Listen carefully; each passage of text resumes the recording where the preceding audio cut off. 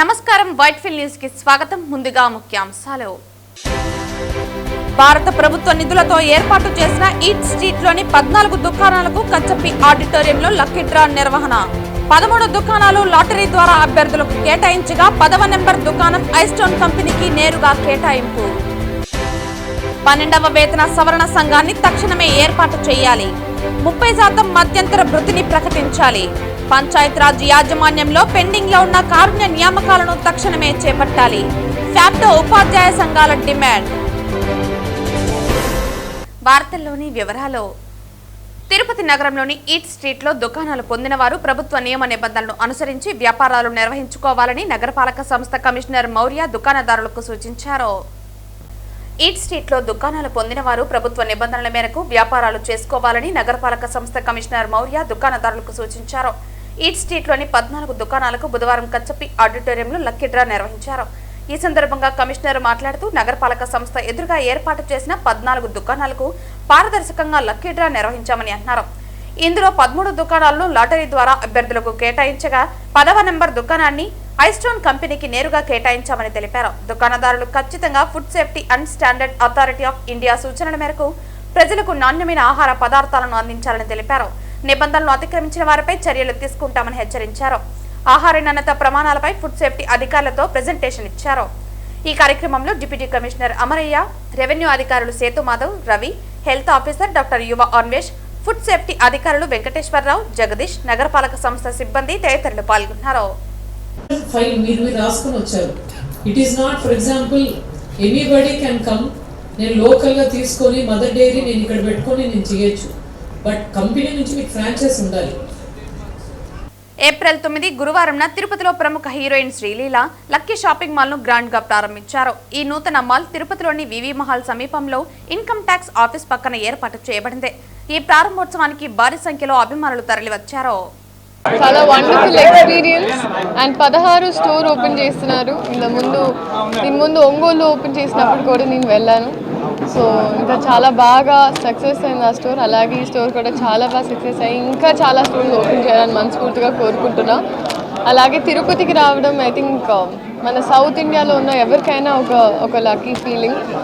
So అలాగే ఆ lucky ఫీలింగ్తో లక్కీ షాపింగ్ మాల్ ఓపెన్ చేయడానికి వచ్చాం. So thank you so much. Collection చాలా బాగుంది. ఇట్స్ కంప్లీట్ బిల్డింగ్, మొత్తం different variations, different price ranges and trendy collections ఉన్నాయి.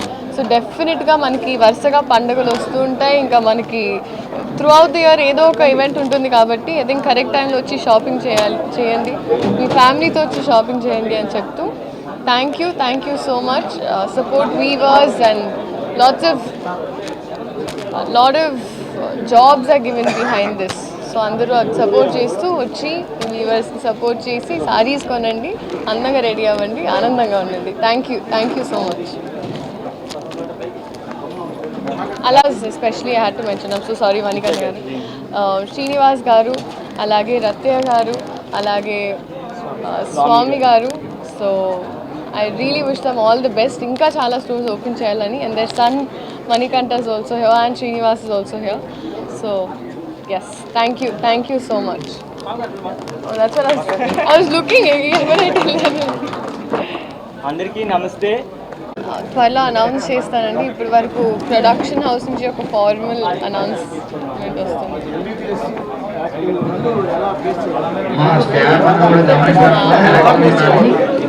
అది నేను మొదటి నుంచి బ్యాలెన్స్ చేస్తూ వచ్చానండి. నా ఫస్ట్ ఇయర్ కోవిడ్ టైం నుంచి మెడిసిన్ స్టార్ట్ చేసినప్పటి నుంచి, అండ్ అలాగే కూడా ముందు కూడా చేయబోతున్నాను. కాకపోతే ఇప్పుడు స్కెడ్యూల్స్ కొంచెం చదువులు కూడా కొంచెం హెక్టిక్ అవుతున్నాయి కాబట్టి నేను ప్లాన్ చేసుకుని మెల్లగా చేసుకున్నాను. ఖచ్చితంగా అండి కంప్లీట్ చేసేసాను.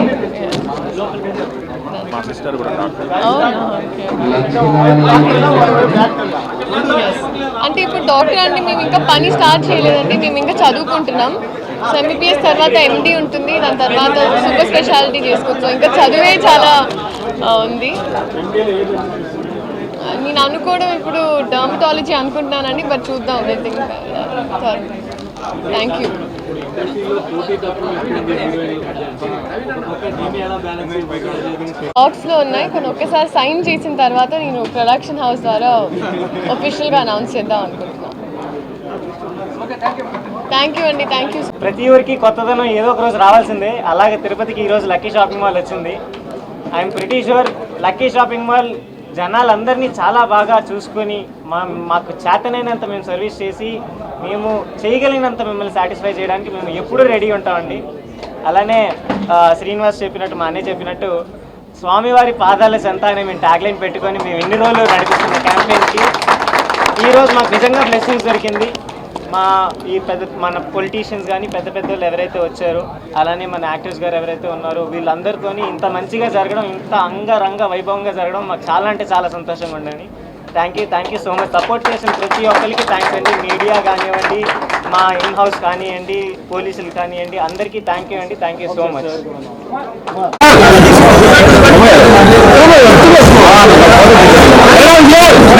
చిత్తూరు ఎంపీఎస్ సావిత్రమ్మ డిగ్రీ కళాశాల 44వ వార్షికోత్సవ సమావేశంలో మాజీ ఉపరాష్ట్రపతి వెంకయ్య నాయుడు పాల్గొన్నారు. ఈ సందర్భంగా కళాశాల హాస్టల్ భవనాన్ని ప్రారంభించారు.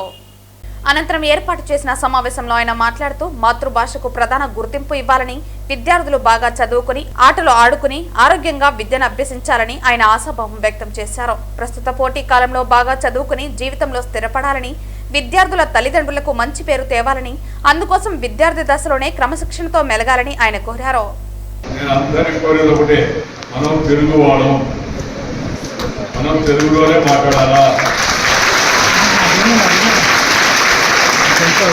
తెలుగు రాని పక్కన ఉందనుకోండి, గుడిపాలెం దాటిన తర్వాత కాట్పాడి కానీ, వెల్లూరు కానీ, లేదా రాణిపేట కానీ అక్కడి నుంచి వచ్చిన వాళ్ళు ఉంటే వాళ్ళతో తమిళలో మాట్లాడుతున్నారు, వస్తే లేకపోతే ఇంగ్లీష్లో మాట్లాడుతున్నారు. కానీ ముందు అమ్మ భాషను మర్చిపోకూడదు. మర్చిపోతే అమ్మని మర్చిపోయినట్టే.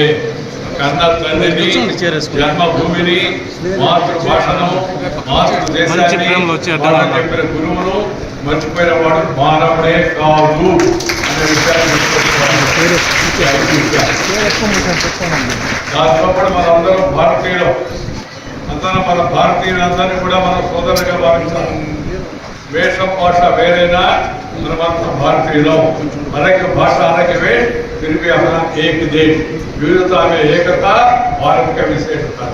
రకరకాల రంగులు, రకరకాల ఎత్తు పొడవులు, రకరకాల భాషలు, రకరకాల వస్త్రధారణ ఉన్నప్పటికీ మనందరినీ కలిసి ఉంచేది మన భారత మాత.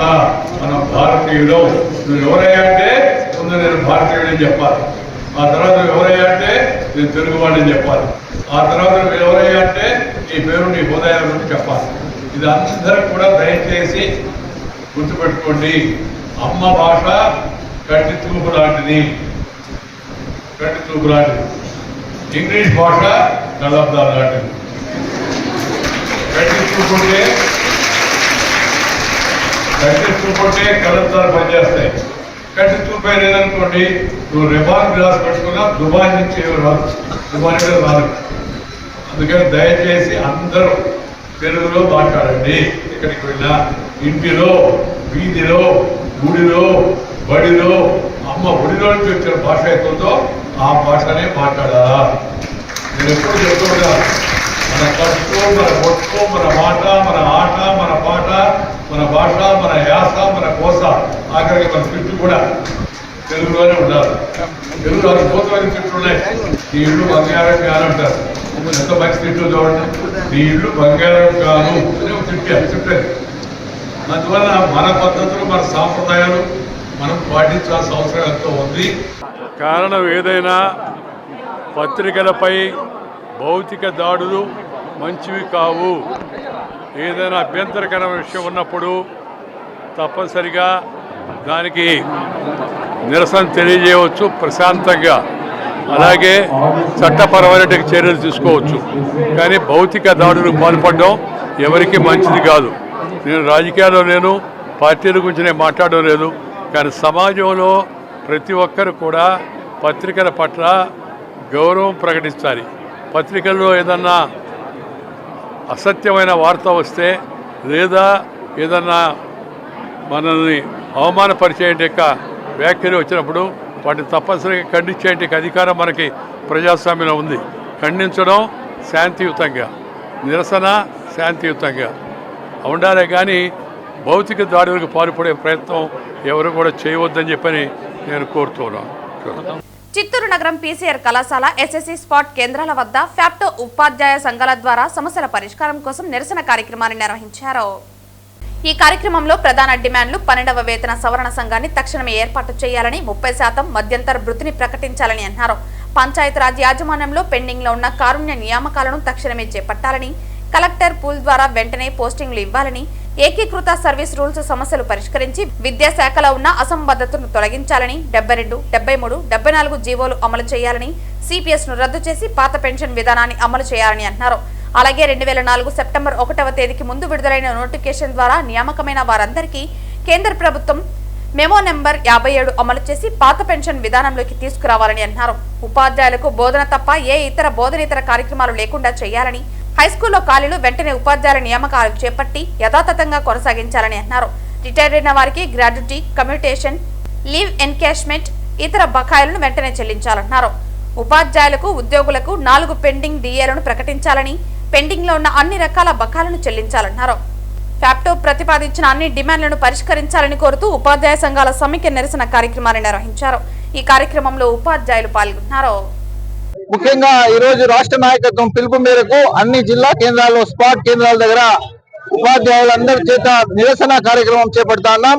దానికి కారణం ఏమంటే గతం నుంచి ఎన్నో సంవత్సరాల నుంచి మనకు పెండింగ్ లో ఉన్న బకాయిలన్నీ కూడా విడుదల చేయాల్సిన ఉన్నప్పటికీ విడుదల చేయాల్సింది కొండంత ఉంటే గోరంతా విడుదల చేసి చేతులు దులుపుకుంటా ఉన్నారు. అదే విధంగా ఈ రోజు మనకు ఒక శుభ పరిణామం ఏమన్నా అంటే మన రాష్ట్రానికి అమరావతి రాజధానిగా రావడము, తద్వారా మేము కూడా దాన్ని హర్షిస్తా ఉన్నాము. ఆ రోజు ఆంధ్రప్రదేశ్ రాష్ట్రం విడిపోయినప్పుడు 43 సెగ్మెంట్ తో మంచి పిఆర్సీ ఇచ్చిన మా ముఖ్యమంత్రి చంద్రబాబు నాయుడు గారు ఈ రోజు మాకు అన్యాయం చేస్తా ఉన్నారు. 3 సంవత్సరాలు 30 నెలలు అయిపోయింది. పిఆర్సీ కాలం పూర్తి అయిపోయి 30 నెలలు అయినప్పటికీ కూడా ఈ రోజు కూడా పిఆర్సీ కమిషన్ ని నియమించకపోవడం చాలా శోచనీయము. మేము ముఖ్యమంత్రి గారు మొన్న సాఫ్ట్ తరఫున జరిగిన మీటింగ్ లో ఒక డిఏ ప్రకటించి పిఆర్సీ నేను చూసుకుంటానంటే మేమంతా ఆశగా ఎదురు చూసినాం. ఉగాదికి వస్తుందో, సంక్రాంతికి వస్తుందో, లేకపోతే జనవరికి వస్తుందో అని. జనవరి పోయా, సంక్రాంతి పోయా, ఉగాది పోతా ఉంది. ఇప్పటి వరకు కూడా మాకు రావాల్సిన పిఆర్సీ కమిషన్ ని నియమించలేదు, కనీసం ఐఆర్ ప్రకటించలేదు, కనీసము సర్వీస్, అదే విధంగా సర్వీస్ రూల్స్ ఎస్జిటిగా చేరిన ఉపాధ్యాయుడు ఎస్జిటిగానే రిటైర్ అయిపోయే పరిస్థితులు వస్తా ఉన్నాయి. స్కూల్ అసిస్టెంట్ గా చేరిన వాడు స్కూల్ అసిస్టెంట్ గానే రిటైర్ అయిపోతా ఉన్నారు. అదే జూనియర్ అసిస్టెంట్ గా చేరిన వారు, జూనియర్ అసిస్టెంట్ గా చేరిన వాళ్ళు తహసీల్దార్ గా, ఎంపీడీఓ గా రిటైర్ అవుతా ఉన్నారు. మాకు ఎందుకు ఏకీకృత సర్వీస్ రూల్స్ ఉంటే మేము కూడా ప్రమోషన్స్ తీసుకొని ముందుకు పోవడానికి ఆస్కారం ఉంటుంది కదా. కాబట్టి ఏకీకృత సర్వీస్ రూల్ ని సాధించాల్సిన బాధ్యత ప్రభుత్వాల పైన ఉందని చెప్పి శాస్త్ర పక్షాన మేము డిమాండ్ చేస్తా ఉన్నాం. గతంలో ప్రభుత్వం ఏర్పాటు చేసినటువంటి హై స్కూల్ క్లాసులు అంతా కూడా బలోపేతం చేయాలి. అక్కడ ఉన్నటువంటి ఉపాధ్యాయ మిత్రులందరూ కూడా ఎక్కువ మంది ప్రమోషన్స్ ద్వారా ట్రాన్స్ఫర్స్ అయిపోయి ఖాళీలు ఉన్నాయి. ఆ ఖాళీలు వెంటనే భర్తీ చేస్తే పేద పిల్లలంతా కూడా, మధ్య తరగతి కావచ్చు, పేద పిల్లలు గ్రామీణ ప్రాంతాల్లో ఉండేటువంటి ఆ పేద పిల్లలంతా కూడా కార్పొరేట్ కళాశాలకు వెళ్ళేటువంటి అవకాశం లేదు. కాబట్టి గత ప్రభుత్వము ఏర్పాటు చేసిన జూనియర్ హై స్కూల్ +1, బలోపేతం చేయాలి. వాటి ఎక్కడైతే ఖాళీలుగా ఉన్నాయో వాటన్నిటినీ కూడా వాళ్ళు డిప్లాయ్మెంట్ ద్వారా కావచ్చు, లేదా రెగ్యులర్ ప్రమోషన్ ద్వారా కాకుండా పోయినా అట్లీస్ట్ డిప్లాయ్మెంట్ ద్వారా అయినా కూడా భర్తీ చేసి పేద పిల్లలంతా కూడా ఇంటర్మీడియట్ విద్యను చక్కగా అభ్యసించే దానికోసము సహకారం అందిస్తారని చెప్పి, అదేవిధంగా గతంలో డిప్యూటీ సీఎం గారు చెప్పినట్లు ఒక్క విద్యార్థున్నా కూడా మీడియం, అతను కోరుకున్నటువంటి మీడియంలో చదివేటువంటి అవకాశం ఇవ్వాలనేటువంటిది అన్నారు. కాబట్టి ఆ భాగంలో తప్పకుండా గ్రామీణ ప్రాంతాల్లో ఉండేటువంటి పేద విద్యార్థులందరూ కూడా, మేమైతే ఇంగ్లీష్ మీడియం వ్యతిరేకం కాదు, ఇంగ్లీష్ మీడియం కోరుకుంటారే, ప్యారలల్ గా ఒక తెలుగు మీడియం కూడా పెట్టి కొద్దిమంది విద్యార్థులు ఇంగ్లీష్ మీడియంలో చదవలేనటువంటి విద్యార్థులంతా కూడా ఇవాళ పాఠశాల దూరం అయ్యేటువంటి పరిస్థితి. కాబట్టి వాళ్ళ కోసము అట్లీస్ట్ మండలంలో 1, 2 పాఠశాలలు తెలుగు మాధ్యమంలో ఉంటే, మన తెలుగు రాష్ట్రాల్లో తెలుగు మాధ్యమే లేకుండా కేవలం పూర్తిగా ఇంగ్లీష్ మయం అనేటువంటిది కాకుండా కొద్దిమంది పిల్లలంతా కూడా ఇంగ్లీష్ మీడియం చదవలేకుండా పూర్తిగా ప్రాథమిక స్థాయిలోనే వాళ్ళు డ్రాప్ అయ్యేటువంటి అవకాశం ఉంది. కాబట్టి తెలుగు మాధ్యమం కూడా కొనసాగిస్తే తప్పకుండా వాళ్ళందరూ కూడా అట్లీస్ట్ 10th క్లాస్ వరకు, ఇంటర్మీడియట్ వరకు కూడా చదువుకునేటువంటి అవకాశం ఉంటుంది. ప్రభుత్వం ఆ దిశగా ఆలోచిస్తా అని చెప్పి ఆశిస్తూ, ఉపాధ్యాయుల యొక్క న్యాయమైన కోరికలంతా కూడా వీళ్ళని తొందరలో సఫలీకృతం చేస్తారని చెప్పి ఆశిస్తూ అందరికీ ధన్యవాదాలు. శాప్టో ఆధ్వర్యంలో రాష్ట్ర వ్యాప్తంగా అన్ని జిల్లా ఈ ఎస్ఎస్సి స్పాట్ కేంద్రాల్లో నిరసన కార్యక్రమాన్ని శాప్టో ఏర్పాటు చేయడం జరిగింది. దీనికి కూటమి ప్రభుత్వము ఎన్నికలకు ముందు ఇచ్చినటువంటి హామీలను నెరవేర్చాలనేటువంటి ఒక ముఖ్య ఉద్దేశంతోనే ఈ నిరసన కార్యక్రమాన్ని ఏర్పాటు చేయడం జరిగింది. ఎందుకంటే మన యొక్క కూటమి ప్రభుత్వం, మన గౌరవ ముఖ్యమంత్రి నారా చంద్రబాబు నాయుడు గారు కావచ్చు, అదేవిధంగా డిప్యూటీ ముఖ్యమంత్రి మా కొన్నిదెల పవన్ కళ్యాణ్ సార్ గారు కావచ్చు, ఎన్నికల ముందు మా ఉద్యోగ ఉపాధ్యాయులకు పెన్షనర్లకు కావచ్చు అందరికీ చాలా హామీలు ఇచ్చారు. ముఖ్యంగా మేము పదవులకు వచ్చిన వెంటనే మెరుగైనటువంటి పిఆర్సీని వెంటనే అమలు చేస్తామని, పెండింగ్ లో ఉన్నటువంటి అన్ని డిఏలను మీకు విడుదల చేస్తామని, మంచి ఐఆర్ ని ప్రకటిస్తామని చెప్పడం జరిగింది. అదేవిధంగా అనేక సమస్యలతో ఉద్యోగ ఉపాధ్యాయులు పెన్షనర్లు సతమతం అవుతున్నారు. గత ప్రభుత్వంలో కూడా చాలా వరకు మేము నష్టపోయాం. కాబట్టి ఈ కూటమి ప్రభుత్వం పైన ఎంతో ఆశతో, చాలా నమ్మకంతో మేమున్నాం. చాలా వరకు ఇప్పటికే చాలా బకాయిల్ని చెల్లించడము మా శాఖ తరఫున వాళ్ళకి అభినందనలు, మేము హర్షం కూడా వ్యక్తం చేస్తున్నాం. ఏబిఎన్ రాధాకృష్ణ మహిళలను గురించి చెడుగా మాట్లాడారని YCP party Chittoor in-charge Vijayananda Reddy ఆధ్వర్యంలో గాంధీ విగ్రహం వద్ద కార్యకర్తలు నాయకులతో నిరసన తెలిపారు. అనంతరం చిత్తూరు 1వ పట్టణ పోలీస్ స్టేషన్లో ఏబిఎన్ రాధాకృష్ణపై ఫిర్యాదు చేశారు. ఏబిఎన్ రాధాకృష్ణ మహిళల గురించి చెడుగా మాట్లాడడంపై YCP party Chittoor in-charge Vijayananda Reddy ఆధ్వర్యంలో గాంధీ విగ్రహం వద్ద కార్యకర్తలు నాయకులతో కలిసి నిరసన తెలిపారు. అనంతరం చిత్తూరు 1వ పట్టణ పోలీస్ స్టేషన్లో ఏబిఎన్ రాధాకృష్ణ పైన ఫిర్యాదు చేశారు. గత శనివారం నాడు ఏబిఎన్ రాధాకృష్ణ గారు తన ఇన్సైడ్ దీంట్లో మహిళల మీద చేసినటువంటి అసభ్యకరమైన మాటలకు సంబంధించి ఈరోజు ఆంధ్రప్రదేశ్లోని మహిళలందరూ వాళ్ళ వ్యక్తిత్వాన్ని కించపరుస్తూ, వాళ్ళ అవమానపరుస్తూ తను రాసిన ఆంధ్రజ్యోతిలో చిలక పలుకులు చాలా అసహ్యకరంగా ఉంది. 40 సంవత్సరాలు జర్నలిజంలో ఉండి ఇటువంటి నీచరాతలు రాసినటువంటి రాధాకృష్ణ గారు వెంటనే ఈ మహిళా లోకానికి మొత్తానికి కూడా క్షమాపణలు చెప్పాలి. లేని పక్షంలో వైఎస్ఆర్ కాంగ్రెస్ పార్టీ రాష్ట్రం మొత్తం మీద దీని మీద ఒక ఉద్యమంలాగా తీసుకెళ్ళి అన్ని పోలీస్ స్టేషన్లో కూడా కంప్లైంట్ ఇవ్వడం జరుగుతుంది. దీని మీద మా నాయకుడు కూడా నిన్న స్పందించి దీని మీద మహిళలకు క్షమాపణలు చెప్పని ఎట్లా తీవ్రంగా ఉంటాయి పరిణామాలు, కాబట్టి వెంటనే రాధాకృష్ణ గారు క్షమాపణలు చెప్పాలి. లేని పక్షంలో మహిళా లోకం అసహించుకునే విధంగా ఈరోజు ఆయన ప్రవర్తించాడని కూడా భావించాల్సి వస్తుందని కూడా నేను తెలియజేసుకుంటున్నాను. ఈరోజు చిత్తూరు 1 టౌన్ పోలీస్ స్టేషన్లో మా యొక్క YSR party constituency incharge MC Vijayanandareddy గారి తరఫున ఒక కంప్లైంట్ లాడ్జ్ చేయడం జరిగింది.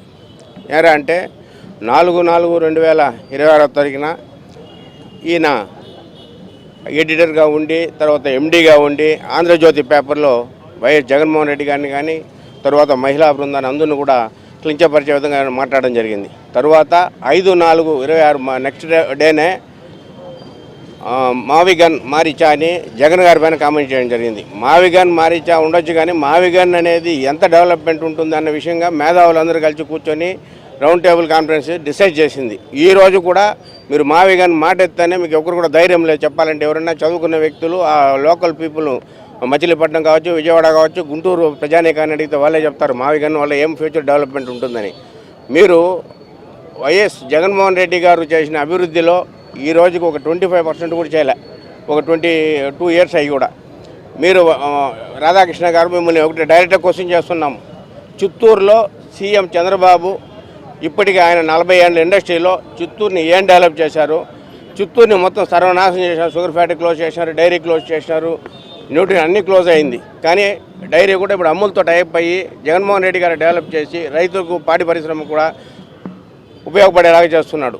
మీరేం చేస్తున్నారు? మీరు ప్రజల యొక్క డబ్బును దోచుకుంటున్నారు. ఆంధ్రజ్యోతిలో మీరు మీ యొక్క డెవలప్మెంట్లు, మీ యొక్క అడ్వర్టైజ్మెంట్ చేసుకోవడం, దాని ద్వారా వచ్చే ఆదాయాన్ని మీరు సమకూర్చుకుంటున్నారు. కానీ ప్రభుత్వాన్ని ఉపయోగించి ఒక్కటైనా మీరు ఈ జగన్ గారి పైన కానీ మహిళల పైన కానీ మీరు దూషించే ప్రోగ్రాం చేయడానికన్నా ప్రజలకు ఉపయోగపడే మాదిరి ఇప్పుడు ఒక రాబోయే రోజులు వేసవిలో వచ్చి వాళ్ళు చూడండి కలవకుంట నీళ్ళు కూడా ఎండిపోయే పరిస్థితి. మీరేం చేసిన అడవిపల్లి రిజర్వాయర్ నుంచి అన్నారు, అది ఎవరు డబ్బులు ఖర్చు పెట్టినారు? వైఎస్ జగన్మోహన్ రెడ్డి కానీ రాజశేఖర రెడ్డి పీరియడ్ నుంచి డబ్బులు ఖర్చు పెట్టినాం. ఇవాళ కూడా లాస్ట్ టర్మ్ కూడా దగ్గర మోర్ దెన్ 40 crores 14th FCలో 15th FCలో మున్సిపల్ ఫండ్స్ వాడారు దానికి. ఇంత చేసి చిత్తూరుకి నీళ్ళు ఎంతవరకు తేలా. ఎప్పుడు వచ్చినా చిత్తూరుకు తాగునీటి ఎద్దడి ఉండదు, ప్రతి ఇంటికి కుళాయి అంటారు, ప్రతి ఇంటికి నీళ్ళు వచ్చామని చేస్తాం, చేయలే. ఇలా మీరు కానీ ఆంధ్రజ్యోతి తరఫున పిల్లలకి చదువులకు సంబంధించిన ఒక కాలం పెట్టండి, మెంటల్ ఎబిలిటీ కానీ, లేదు మీరు ప్రజలకు ఉపయోగపడే ఏ కార్యక్రమం కానీ చెప్పండి. ఒక అపోజిషన్ పార్టీలో ఉండి మేము కూడా ఆంధ్రజ్యోతి పేపర్ తీసుకొని మనకు ఏ విధంగా లాభం ఉంటుంది, చదువుకునే పరిస్థితి ఉంటుంది. మీరు చేసే యొక్క దుస్సాహసాల వల్ల ఆంధ్రజ్యోతి పేపర్ని రాబోయే రోజుల్లో ప్రజలు చీకొట్టే పరిస్థితి వస్తుంది. ఏబిఎన్ ఛానల్ని చూసేది కూడా జనాలు ఉండదు, ఏబిఎన్ ఛానల్ చూడరు, ఆంధ్రజ్యోతి పేపర్ తీయరు. ప్రజలు కూడా మేము అపోజిషన్ పార్టీలు ఉంటే కూడా మొట్టమొదటి ఆంధ్రజ్యోతి పేపర్ తీసుకుని చదివే రోజులు ఉన్నాయి ఒకప్పుడు. ఎందుకంటే మన పార్టీ గురించి అయినా మాట్లాడతారా, మన ఏమైనా తప్పులు చేసిన సరిదిద్దుకోవాలన్న ఆలోచనలు మేము ఉండాలా. మీరు దాన్ని వదిలి ఆంధ్రజ్యోతి పేపర్ని వాడుకొని మీరు చంద్రబాబు దగ్గర మభ్య పొందాలని ఆర్కే గారు చేసే చాలా పొరపాటు. రాబోయే రోజుల్లో జగన్మోహన్ రెడ్డి గారు ఖచ్చితంగా ముఖ్యమంత్రి అవుతాడు. ఆ రోజుల్లో మీకు కూడా ఏ విధంగా ఎడిటర్ పనిచేయాలా ఏమని చెప్తాడు. మీరు ఎడిటర్గా ఉండి ప్రజలు వచ్చి మంచి చేయాలనుకుంటే ప్రజలకు ఉపయోగపడేదో లేదు, ప్రభుత్వం చేసే తప్పులు కానీ చేసిన వాగ్దానాలు చేయకపోతే వాటి గురించి క్వశ్చన్ చేయడం చేయాలి, కానీ ఇలాంటిది చేయకూడదని నేను మనసారా కోరుకుంటూ ఇవాళ పార్టిసిపేట్ చేసిన ఎంసీ విజయానంద రెడ్డి గారికి, మహిళల్లో కానీ మా న్యాయవాదుల బృందానికి, ప్రతి ఒక్క వైఎస్ఆర్ పార్టీ కార్యకర్తకి, మీడియా సోదరులకు ధన్యవాదాలు తెలుపుతున్నా. వార్తలు ముగించే ముందు ముఖ్యాంశాలు మరోసారి. భారత ప్రభుత్వ నిధులతో ఏర్పాటు చేసిన ఈట్ స్ట్రీట్లోని 14 దుకాణాలకు కచ్చప్పి ఆడిటోరియంలో లక్కీ డ్రా నిర్వహణ. 13 దుకాణాలు లాటరీ ద్వారా అభ్యర్థులకు కేటాయించగా 10వ నెంబర్ దుకాణం ఐస్టోన్ కంపెనీకి నేరుగా కేటాయింపు. 12వ వేతన సవరణ సంఘాన్ని తక్షణమే ఏర్పాటు చేయాలి. 30% మధ్యంతర భృతిని ప్రకటించాలి. పంచాయతీరాజ్ యాజమాన్యంలో పెండింగ్ లో ఉన్న కారుణ్య నియామకాలను తక్షణమే చేపట్టాలి. ఫ్యాప్టో ఉపాధ్యాయ సంఘాల డిమాండ్. ఈ వార్తలు ఇంతటితో సమాప్తం. తిరిగి వార్తల్లో మళ్ళీ కలుద్దాం. అంతవరకు సెలవు. నమస్కారం.